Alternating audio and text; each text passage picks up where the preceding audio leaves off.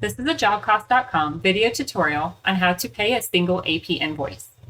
In the main cabinet, go to Accounts Payable, click on AP Open Invoice List, select the invoice number to be paid, click the black button, Create Check for Balance and Print at the top of the screen. The next screen will ask for the check type, nacha or paper, bank account, check number, check date, and year and month. Then select Create Check.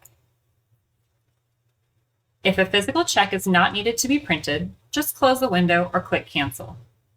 If a physical check is needed to be printed, select the formatted type check to physically print out, then click Print.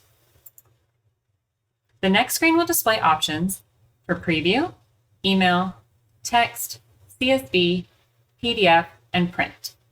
You will want to select Print to send this to your printer to be printed on check stock.